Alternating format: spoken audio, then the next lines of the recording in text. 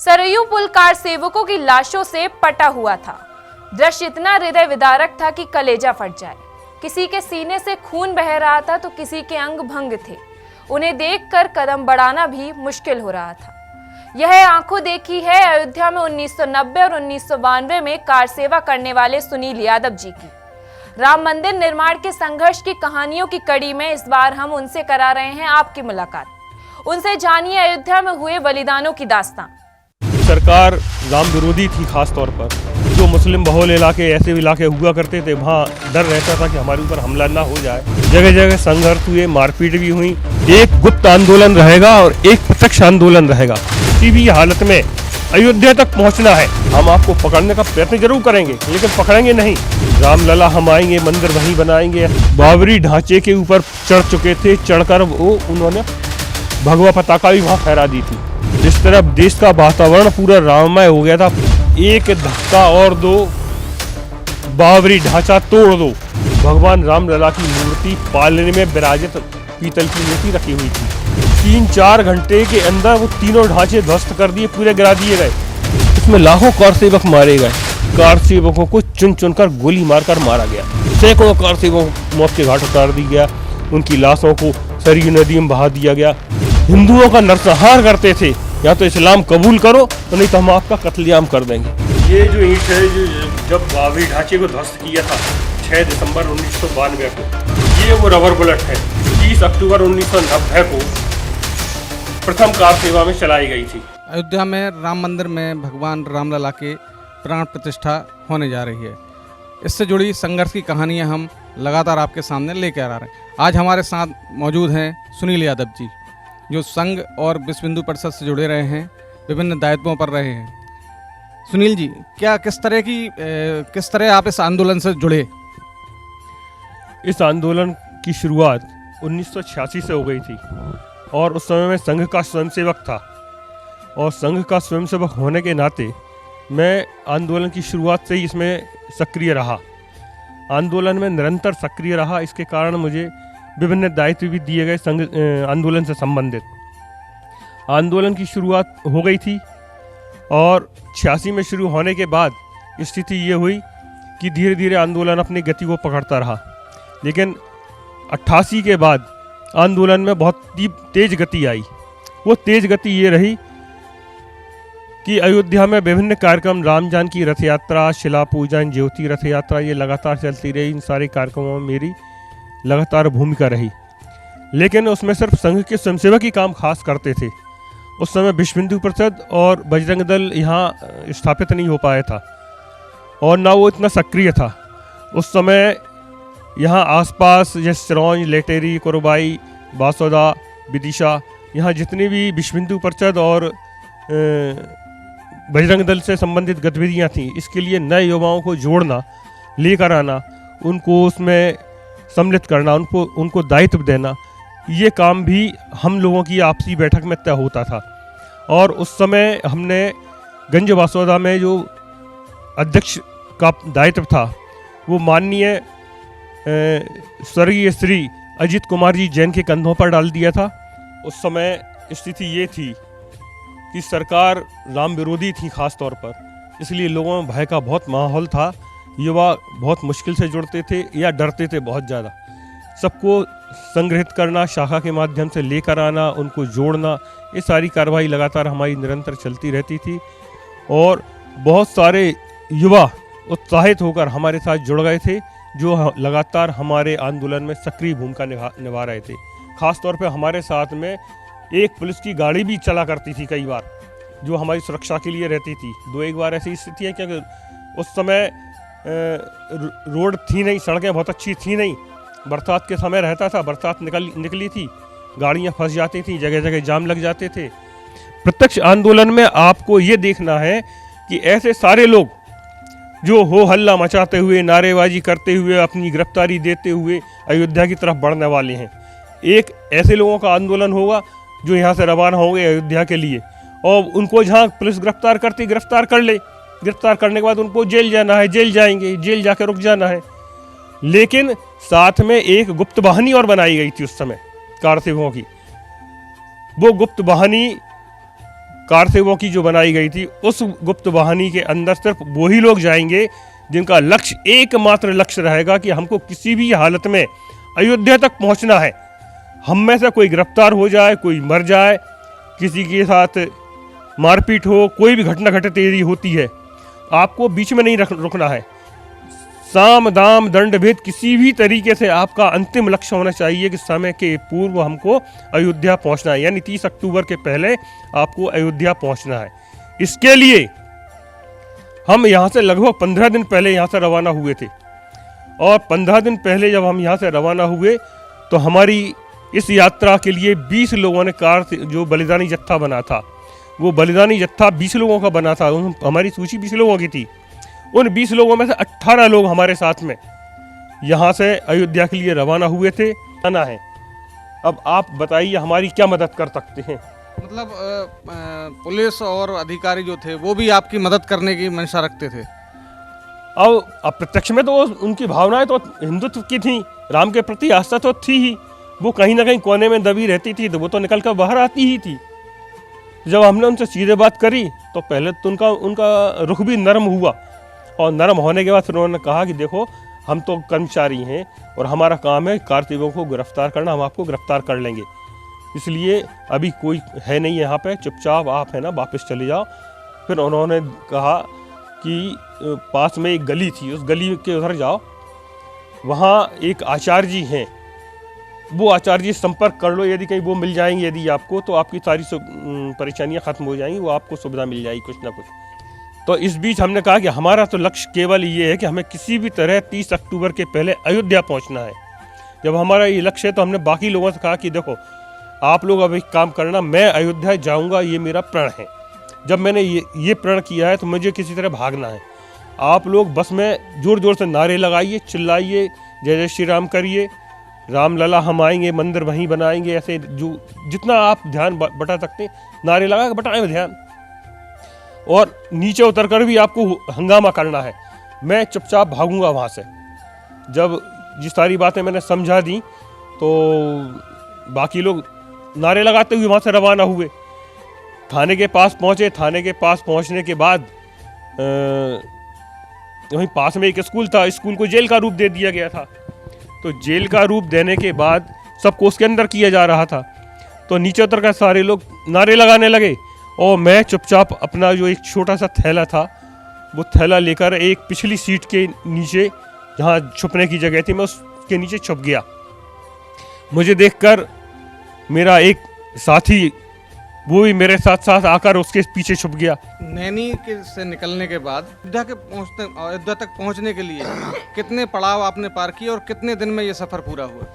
हमें लगभग 4-5 दिन लग गए थे। वहाँ से हम सुल्तानपुर पहुँचे, सुल्तानपुर रुके, तो सुल्तानपुर में भी स्थिति बड़ी विकट बन गई थी। वहाँ स्थानीय कार्यकर्ताओं को बहुत ज़बरदस्त गिरफ्तार किया गया था। वहाँ 3 या 4 बसें कार सेवकों की भरी हुई थी, गिरफ्तार करके उनको उसके अंदर कैद कर लिया था। चूँकि हम अपने जो ग्रुप था, झुंड था, उन सब से हम अलग हो गए थे, धीरे सड़क के हम अलग हो गए, तो हम गिरफ्तार नहीं हुए थे। हम एक आम नागरिक की तरह वहीं बस स्टैंड पर घूमते रहे। कार सेवक जो गिरफ्तार थे बसों में वहाँ बैठे थे। स्थानीय लोग जो थे उन्होंने वहाँ बगल में एक मंदिर था, उस मंदिर पर भंडारा बना रखा था, और कार सेवकों के लिए वहाँ भोजन के पैकेट बना कर उनको बसों में दे रहे थे। उन्हीं के साथ हमने भोजन किए, और जब वो बसें चली गईं, पुलिस का कुछ आवाजाही कम हो गई, तो हमने उन लोगों से पूछा कि हमें तो अयोध्या जाना है, कार सेवक हैं, हम बाहर से आए हैं, हम यहाँ किसी को जानते नहीं हैं, अब हम आगे कैसे जाएंगे? तो उन्होंने हमको रोक लिया कि कुछ देर बैठो यहाँ पे। हम लगभग 1 घंटे वहाँ रुके रहे। 1 घंटे के बाद वो लगभग रात्रि में 7-8 बजे हमको लेकर गए। वहाँ एक आरजी करके थे, उनके पास हमको लेके गए, और उन्होंने हमको देखा तो कहा ठीक है, हम आपकी व्यवस्था करते हैं। तो हमको रोक कर उन्होंने वहीं रोक लिया, बाकी लोग अपनी अपनी निकल गए। फिर वो वहाँ से लेकर हमें फिर से एक दूसरे स्कूल में ले गए, एक स्कूल में, उस स्कूल तक हमको लेके गए। तो वहाँ पहले से ही 25-30 कार सेवक पहले से ही रुके हुए थे। तो वहाँ पहुँचाने के बाद हम सबके रुकने, खाने, ठहरने की व्यवस्था की, और फिर आरजी ने हमसे कहा कि हम भी कार सेवक हैं, हम भी कार सेवा के लिए जाएंगे आप सबके साथ में। चूँकि वो स्थानीय व्यक्ति थे वहीं के, उनको पूरे रास्ते सब कुछ मालूम थे। सुबह 4 बजे से हमारी यात्रा फिर शुरू हो गई। सुल्तानपुर से हमारा अगला पड़ाव था। एक रात्रि हम बीच एक गांव पर रुके और फिर अगले दिन शाम तक हम पहुंचे फिर अकबरपुर। तो अकबरपुर में रात्रि में विश्राम हुआ। फिर हमारा हम अकबरपुर से जब हम चले तो 2 दिन के बाद हम अयोध्या पहुंचे थे और हम शायद, अब एकदम कंफर्म तो नहीं है, लेकिन शायद 26 या 27 अक्टूबर था। 26-27 अक्टूबर को सुबह 6 बजे ही हम अयोध्या पहुंच गए थे। इसके पहले भी हमारे साथ ये स्थिति बनी कि चूंकि पैदल चलने के कारण हम लोगों का अभ्यास नहीं, गांव में जब हम रुकते थे तो गांव के लोग हमारी इतनी सेवा करते थे कि हमें भोजन पानी के साथ साथ वो रात में हमारे पाँव दबाते थे, सरसों के तेल से मालिश करते थे, नमक और गर्म पानी से सिकाई करते थे पैरों, क्योंकि पैरों में थोड़ी थोड़ी सूजन आ गई थी। जो पूरे लोग थे रास्ते के गांव में, जो भी लोग मिले आपको, वो सब राम भक्तों की मदद करने के लिए तत्पर रहते थे। ये बहुत ही विकट स्थिति थी। उनमें इतना भाव था, वो डर, स्थानीय प्रशासन का डर, स्थानीय शासन का डर इतना ज़्यादा था कि वो पुलिस वालों के डर के मारे वो किसी से बात नहीं करते थे, कुछ कहते नहीं थे प्रत्यक्ष में। लेकिन भाव इतना ज़्यादा तेज था कि हम लोग खाने की, ठहरने सोने की सारी चिंताएं करते थे। 30 अक्टूबर का वो दिन जब कार सेवक इकट्ठे हुए थे और वो विवादित ढांचे की ओर बढ़ रहे थे, क्या दृश्य था वहाँ का? दृश्य तो ये था कि जब हम वहाँ पहुँचे, अयोध्या पहुँचने के पहले ही हमारे साथ स्थिति ये हुई कि हमें कुछ संत वगैरह मिल गए। संत वगैरह उन्हें लिया और हमको साथ में लेके चले और वहाँ पास में एक श्यामा सदन आश्रम था, वहाँ हमको ले गए। वहाँ के संत जी के पास गए। जब उनको मालूम पड़ा हम कार सेवक हैं, उन्होंने रुकने की व्यवस्था कर दी। शाम हुई, शाम को कुछ स्थानीय कार्यकर्ता आ गए जो संघ से संबंधित थे। उन्होंने हमसे पूछा, बड़ी आत्मीयता से उनके साथ बातचीतें हुई। उन्होंने कहा कार सेवक तो इतने आ गए हैं यहाँ पे कि उनको अयोध्या के अंदर लाना मुश्किल हो रहा है। आसपास के जितने भी गांव, सारे गांवों में कहीं 100 कार सेवक, कहीं 50 कार सेवक, कहीं 20 कार सेवक जगह जगह गांव में रुके हुए। लेकिन हम लोग, क्योंकि पुलिस वाले हमको पहचानते हैं, हम इनके साथ उनको ला नहीं सकते, हमें बड़ी समस्या है। ऐसे उन्होंने जब हमें बताया तो हम कहा आप एक काम करो, हमको बताओ, हम जाएंगे गांव से कार सेवकों को इकट्ठा करके हम यहाँ ले आया करेंगे। तो उन्होंने हमें कुछ गांव के नाम भी बताए, क्योंकि हम तो जानते ही नहीं थे, ना रास्ता मालूम था। तो एक छोटा सा बाल संत साधु था जो आश्रम का, उसने कहा मैं आपके साथ चला करूँगा। वो छोटा बालक हमको लेकर उन गांव तक जाता, गांव के कार सेवकों से मैं बात करता, बात करने के बाद उनको है ना जंगली पगडंडियों के सहारे लेता हुआ और श्यामा सदन आश्रम तक लेके आते। इस तरह हमने एक दिन में ही 250-300 कार सेवकों को एक दिन में ही उस आश्रम में इकट्ठा कर लिया। दूसरे दिन भी वही स्थिति बनी। दूसरे दिन में भी मतलब हम पर डे 400, 500, 400, 500 कार सेवकों को इधर उधर से लेकर आते और किसी भी आश्रम में, आसपास के आश्रमों में ठहरने की व्यवस्था कर देते। वो आश्रमों में ठहरते, उनको वहाँ व्यवस्था करते, रुकते। 29 अक्टूबर की शाम को जो स्थानीय कार्यकर्ता थे, उन्होंने हमें सूचना दी कि माननीय अशोक जी सिंघल जी, उमा भारती वगैरह और ये सभी लोग अयोध्या के अंदर आ चुके हैं और कल प्रातः यानी 30 अक्टूबर को प्रातः 9 बजे तक राम जन्मभूमि के स्थान तक पहुंचने की कोशिश करनी है। सुबह 7-8 बजे तक आपको यहाँ से रवाना होना पड़ेगा। हमने तैयारी करी। तैयारी करने के बाद हम कि रात में अपन को सुबह निकलना है, तो वही सबकी मीटिंग है, हमने ली। मीटिंग लेकर कहा कि अपन सुबह जल्दी निकल चलेंगे और समय से पहले अपन वहाँ पहुँच जाए। रास्ते में परेशानियाँ हो सकती हैं, लेकिन निकल ही नहीं पाए। इसके पहले ही पुलिस वालों की गाड़ियाँ आकर हमारे आश्रम के सामने खड़ी हो गई। 2 बसें भरकर, 2 बसें खाली और उसमें 20-25 पुलिस वाले थे।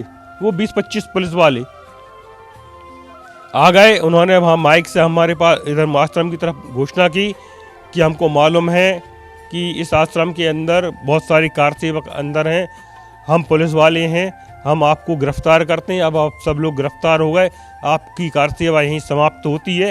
अब आप लोग सब गिरफ्तार हैं, इसलिए बस के अंदर बैठें और आ जाएं, अपनी गिरफ्तारियां दें, हम आपको ले चलेंगे यहाँ से। गिरफ्तारी की, जैसे ही गिरफ्तारी की ये अनाउंस पुलिस ने किया, तब सब कार्यकर्ताओं के मन में क्या भाव आया? जैसे ही पुलिस वालों की आवाज़ सुनाई पड़ी थी, सब में घबराहट मच गई थी कि हम इतनी मेहनत से यहाँ आए और यहीं गिरफ्तार हो जाएं तो क्या होगा। तो मैंने सबको रोका। मेरे साथ कुछ एक दो लोग और कार्यकर्ता थे जो बड़े अच्छे थे और कंधे से कंधा मिलाकर काम करते थे। रोका, कहा रुको, बाहर देखो कितने कुल पुलिस वाले हैं, कुल 20 या 25 से ज़्यादा पुलिस वाले हैं नहीं, और अपन लगभग 250 कार सेवक हैं। यदि हम लोग एक साथ दरवाज़ा खोलकर और दौड़ लगाकर मणिराम जी की छावनी की तरफ भागेंगे, जहां माननीय अशोक जी सिंघल का संदेश आया था कि वहाँ कार सेवकों को इकट्ठा होना है, हम यदि वहाँ भागेंगे 25 पुलिस वाले 25 कार सेवकों को गिरफ्तार कर सकते हैं, इससे ज़्यादा वो गिरफ्तार नहीं कर पाएंगे। आप लोग भाग लेना, जितने भागेंगे हम भाग लेंगे, जो 25 गिरफ्तार होंगे वो गिरफ्तार हो जाएंगे।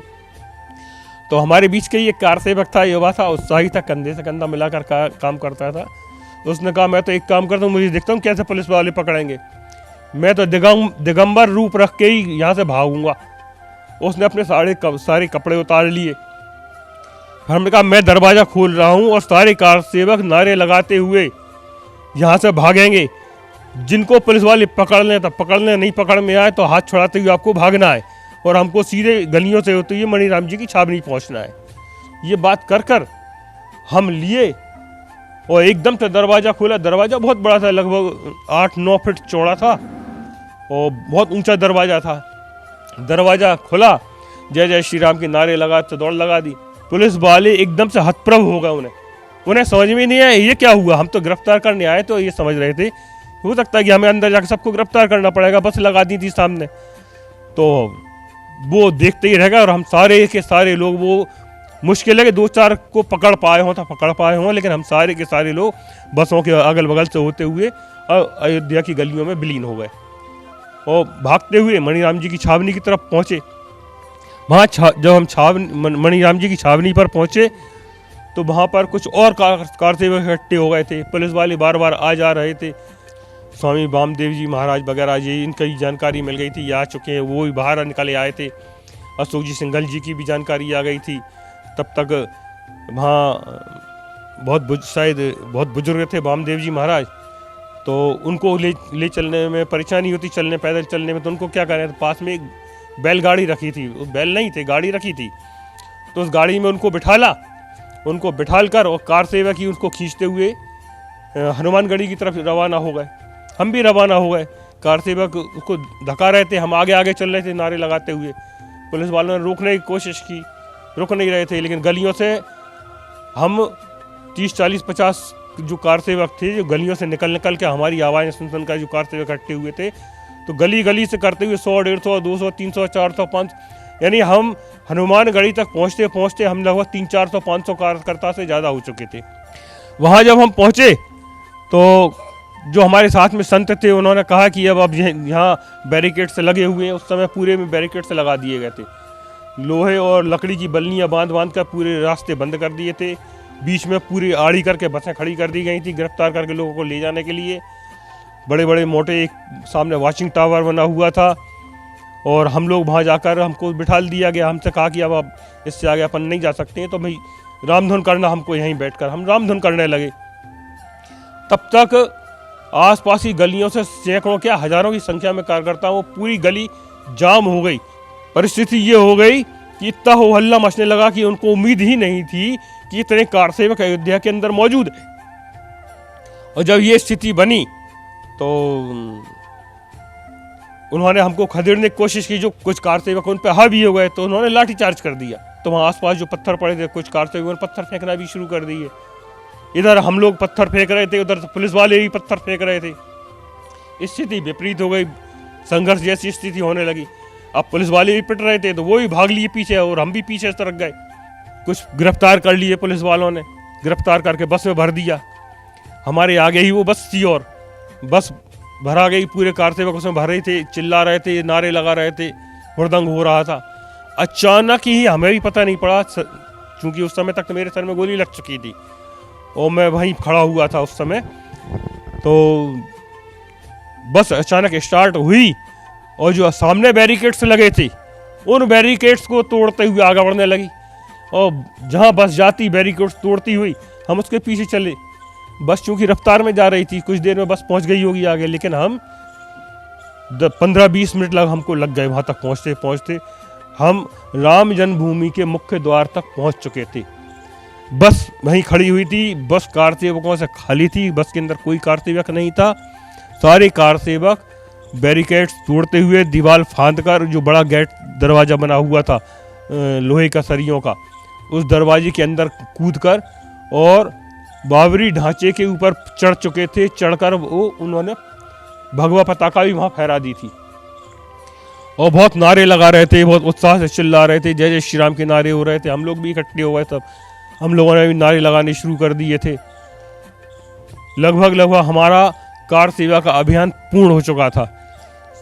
पुलिस वालों की हलचलें भी जो आक्रामक थी हमारे ऊपर, वो थोड़ी ढीली हो गई थी और आसपास के सारे कार सेवा हजारों की संख्या में वहाँ गली में आकर खड़े हो चुके थे। हम सब वहीं खड़े रहे। सुना है इस आंदोलन में आपको स्थानीय पुलिस ने और स्थानीय अखबारों में आपको मृत घोषित कर दिया गया था। हाँ, हमें ढूंढते हुए जो स्थानीय कार सेवक थे, वो कार सेवक हमें ढूंढते हुए पहुंच गए और उन्होंने हमको लेकर कहा कि तुम बहुत घायल हो गए हो, तो हमको पकड़ कर के अभी अस्पताल चलो, इलाज करवाओ, नहीं तो आपको परेशानी हो सकती, घाव बहुत बड़ा है, गहरा है। तो हमको पकड़ कर वो ज़बरदस्ती वहाँ श्री राम चिकित्सालय उसमें ले जाकर हमको भर्ती करवा दिया। प्रातः जो स्थानीय कार्यकर्ता थे, वो सारे कार्यकर्ता लगभग 8-9 बजे तक हमारे पास आए, स्थानीय अखबार लेकर आए थे। उन अखबारों में उस समय की न्यूज़ छपी हुई थी पूरी, कि कार सेवा पूरी हुई, कार सेवकों ने भगवा ध्वज फहरा दिया और कुछ कार सेवक मारे गए। और एक अखबार के अंदर मेरा नाम भी छपा हुआ था, वासुदेव हलवाई नया घाट, एक उसकी गोली चलन में एक उसकी मृत्यु हो गई है और एक सुनील यादव उसकी मृत्यु हो गई है। क्योंकि बहुत से लोग मुझे नाम से जानते थे, इसलिए हो सकता है मुझे गोली लगते हुए गिरते हुए देखा हो, किसी ने बता दिया फलाना व्यक्ति मर गया, तो मेरा नाम भी छपा था। और एक और कार सेवक का नाम था। ऐसे 2 व्यक्तियों के नाम उसमें छपे हुए थे। ये देखकर उन्होंने कहा कि तुम्हारे मरने की खबर इसमें आ चुकी है और ये खबर यदि आपके घर तक पहुंच गई तो और परेशानी होने वाली है, इसलिए आप वापस जाएं तो ज़्यादा अच्छा रहेगा। ये 1990 में कार सेवा का अपने घटनाक्रम सुनाया। 1992 में भी आप कार सेवा में शामिल हुए थे। उस समय किस तरह की स्थितियों का सामना आपने किया? 1992 में भी कार सेवा हुई थी और आज जो बाबरी ढांचा गिर गया है, वो बाबरी ढांचा 1992 6 दिसंबर 1992 की समय ही गिरा था। इसमें तो केवल भगवा ध्वज ही फहरा पाए थे। इस समय सरकार जो थी, विपक्ष की सरकारें थीं, उन्होंने हम पे सब प्रतिबंध लगाए थे, लेकिन उस समय तक सरकार बदल चुकी थी। बड़े बड़े आंदोलन हुए थे। 4 अप्रैल 1991 को दिल्ली में बहुत बड़ा प्रदर्शन हुआ था। लाखों कार सेवक वहाँ इकट्ठे हुए थे, वहाँ बैठकें हुई थी, सब कुछ हुआ था। इस तरह देश का वातावरण पूरा राममय हो गया था, पूरा बदल गया था। और उसी के कारण उत्तर प्रदेश की सरकार भी बदल गई थी, भाजपा की सरकार आ गई थी वहाँ पे। और भाजपा की सरकार आने के कारण उस समय के मुख्यमंत्री थे माननीय कल्याण सिंह जी। तो जब हमको 6 दिसंबर के लिए आह्वान किया गया कि 6 दिसंबर को आपको अयोध्या में कार सेवा के लिए जाना है, तो प्रतीकात्मक ये था कि प्रतीकात्मक वहाँ कार सेवा हमको करना है। जो हम लोगों को अंदर की सूचना थी वो ये थी कि हमें प्रतीकात्मक कार सेवा करनी है। तो हम भी जाना चाह रहे थे। यहाँ से लगभग 300-400 लोगों की यहाँ सूची बन चुकी थी जो कार सेवा के लिए सरकार अपनी थी। कोई डर नहीं था, कोई भय नहीं था, सबकी इच्छा हो रही थी मैं भी जाऊँगा कार सेवा में, मैं भी जाऊँगा। तो हम पे 300-400 लोगों की कार सूची तैयार हो गई थी, इतने लोग जाने वाले थे। लेकिन मैं पिता दुचा था पिछड़ी कार सेवा का, तो परिवार के लोग थोड़ा सा हिचकिचा रहे थे। लेकिन राम जी का योगदान रहा, उनकी कृपा ऐसी बनी, उस योगदान के कारण एक ऐसा संयोग आया कि मेरी पत्नी उनके भाई के हाथ में एक शादी के दौरान एक अनार फट गया था, तो उनके हाथ का ऑपरेशन होना था, और वो ऑपरेशन भी इसी समय के आसपास की डेट लखनऊ में मिली थी। ऑपरेशन के लिए लखनऊ जाना था, तो मैं अपने घर से ये कह दिया कि मैं तो लखनऊ जा रहा हूँ और ऑपरेशन कराने जा रहा हूँ। उनको नहीं बताया कि मैं अयोध्या जाऊँगा। केवल घर में मेरी श्रीमती जी को मालूम था कि मैं अयोध्या जा रहा हूँ। तो यहाँ तो काफ़ी लोग गए, लेकिन मैं लखनऊ पहुँचा। लखनऊ से 4-5 दिन पहले पहुँच गया था। वहीं ऑपरेशन हुआ। ऑपरेशन के दौरान मैं डेली अप डाउन करता था लखनऊ से अयोध्या। सुबह लखनऊ से अयोध्या पहुँच जाता था। अयोध्या कार सेवा करते थे, भजन कीर्तन बैठक में सम्मिलित रहते थे, और रात्रि की उसमें वापस आ जाते थे। 5 दिसंबर को सुबह जब मैं लखनऊ से निकला, तो रात्रि भी मैंने फिर वहीं रुका, अयोध्या में ही रुका, मैं वहीं रहा, और 6 दिसंबर की कार सेवा के आंदोलन में पूरी तरह सक्रिय रहा। हम लोगों को सुबह ही सूचना मिल गई थी कि हमको भजन कीर्तन राम धुन करते हुए सरयू के पुल तक जाया, हनुमानगढ़ी तक जाना है, उस स्थान तक पहुंचना है। माननीय साध्वी ऋतम राय जी के भाषण चल रहे थे, आडवाणी जी के भाषण चल रहे थे, उमा भारती जी के भाषण चल रहे, सबके भाषण चल रहे थे। फिर अचानक ऐसा क्या हुआ कि लोगों में इतना आवेश आ गया और वो मस्जिद के जो बाबरी विवादित ढांचा बताते हैं जिसको, उसको तोड़फोड़ करने के लिए आवेशित हो गए? और तभी अचानक इन भाषणों के दौरान में एक नारा लगा, एक धक्का और दो, बाबरी ढांचा तोड़ दो। जब ये नारा बहुत जोर जोर से लगता रहा, तो स्थिति ये बनी कि कुछ कार सेवक अति उत्साहित हो गए, और उन्होंने जो बैरिकेड्स वगैरह लगे हुए थे उस जन्मभूमि के चारों तरफ, वो बैरिकेड्स तोड़ते हुए सीधे वो राम जन्मभूमि वाले उस स्थान या बाबरी ढांचे के पास पहुंच गए, वहां जाकर तोड़फोड़ शुरू कर दी। और संख्या लाखों में थी। जिसको जहां जैसा मौका मिला वो अंदर घुसने की कोशिश की। क्योंकि मुझे एक दिन पहले ही मुझे जानकारी आई थी कि यहाँ पास में एक स्टोर रूम है। इस स्टोर रूम के अंदर गैंती, फावड़े, सब्बल, कुदाली और बहुत सारा सामान और सामान ढोने वाली गाड़ियाँ, ये सब रखे हुए हैं। ये जानकारी मुझे लग चुकी थी पहले। तब तक हमने वो ताला तोड़ दिया। ताला तोड़ा तो अंदर से 50 की संख्या में गैंती, फावड़े, सब सामान, बहुत सारा सामान मिल गया हमको। फिर तो काम में और सुविधा हो गई, आसानी हो गई, और सब ने गैंती फावड़े से ढांचा तोड़ना शुरू कर दिया। एक ईंट निकलती और आदमी लेके भाग लेता, उसको तोड़ देता, फेंके आता दूसरा। तो वहाँ समय ही नहीं मिल पा रहा, तो समझ में नहीं आ पाया इतनी जल्दी क्या हुआ, कैसे। ये मालूम पड़ा थोड़ी ही देर में 12 साढ़े 12 के बीच में कब वो एक गुंबद भरभरा कर नीचे गिर गया, जबकि इसकी दीवारें 5 और 6 फीट चौड़ी दीवारें थीं।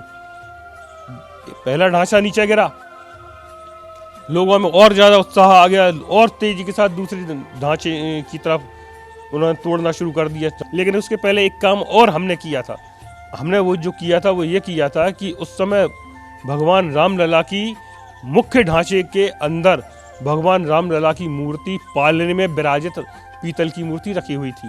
स्वामी जी और कुछ और लोग, हम सब लोगों ने मिलकर वो गिरने के पहले ही उस पालने सहित पूरे उसको लेकर हम लोग बाहर आ गए। बाहर एक जगह हमने उसको रख दिया, और उसके बाद सारे लोग तोड़ने में लग गए। 3-4 घंटे के अंदर वो तीनों ढांचे ध्वस्त कर दिए, पूरे गिरा दिए गए। और लोगों में उत्साह, और वो इतना ज़्यादा था, इतना उत्साह था कि उसमें दक्षिण तक की महिलाएं तक आई थी कार सेवा करने के लिए। और जब उनसे कुछ नहीं बन रहा था, उनके हाथ काम नहीं कर रहे थे, तो अपनी साड़ी में ईंटें रख के, मलबा रख के जो ढांचे का दूर फेंक के आ रहे थे, ताकि रास्ते में जगह बन जाए। कुछ लोग बैठे थे, पाँव से धक्का दे दे के ईंटें गिरा रहे थे नीचे। ढांचा गिर चुका था, पूरे देश भर में हंगामा हो गया था। BBC लंदन से खबरें आने लगी थी, दंगे होने लगे हैं, चलते चलते खबरें सब तरह की आ रही थी। तो हम लोगों को ये निर्देश दिया गया कि अभी किसी तरह से जिस स्थान जो समतल कर लिया, इस स्थान पर हमको जहाँ अस्थायी रूप से मंदिर बनाना है। तो जो टूटे हुए बैरिकेड्स और उनकी जो रस्सियाँ थी, उन्हीं को हमने एकत्रित किया। उनको एकत्रित करने के बाद हमने वहाँ एक टेंट जैसा, मतलब अस्थायी झोंपड़ी टाइप की बनाई, और फटी हुई जो पन्नियाँ वगैरह थी उन सब के ऊपर ढाक के उसको एक अस्थायी मंदिर का रूप दिया। रूप देकर भगवान रामलला को अपने हाथों से उठाकर उन जगहों पर, उस जगह पर विराजित कर दिया और पूजा शुरू हो गई वहाँ पर तुरंत ही। नहीं, 6 दिसंबर को ही पूजा शुरू हो गई कि पुलिस वाले, मिलिट्री वाले भी आ रहे थे, जूते उतार रहे थे और रामलला को प्रणाम कर रहे थे, उनके ढोक दे रहे थे, उनकी रज अपने माथे पर लगा रहे थे। तो इतना भावनात्मक दृश्य था वो कि जो आ रहा था वो साष्टांग दंडवत कर कर प्रणाम कर रहा था, कोई पुलिस वाले कर रहे थे, कुछ अधिकारी भी कर रहे थे। तो वो आंदोलन बहुत, मतलब आंदोलन इस तरह पूरा सफल हो गया। राम जन्मभूमि आंदोलन का सबसे भयावह पहलू क्या रहा होगा? कितने लोगों को इसमें अपनी आहुतियां देनी पड़ी? राम जन्मभूमि का सबसे भयावह पहलू तो ये है कि 1528 के बाद से जो निरंतर आंदोलन हुए हैं उसमें लाखों कार सेवक मारे गए। चूँकि ये हमें अधिकृत जानकारियाँ तो नहीं है, लेकिन कितने मारे गए होंगे, लेकिन बताते हैं लाखों मारे गए।